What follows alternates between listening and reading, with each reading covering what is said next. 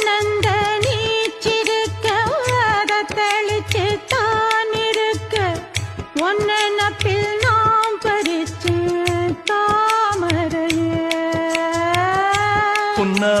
புன்னவனத்தினில பெடக்குயில் கூவையில உன்னுடைய வேதனைய நான் அறிஞ்சேன். பொங்கலத்தில் மாலையிட ஒன்னிரண்டு தோளத்தொட என்ன தவம் செஞ்சேனோ என் மாமா. வண்ணக்கிளி கையத்தொட சின்ன சின்ன கோலமிட உள்ள மட்டும் வழியே நானே உள்ள மட்டும் வழியே நானே.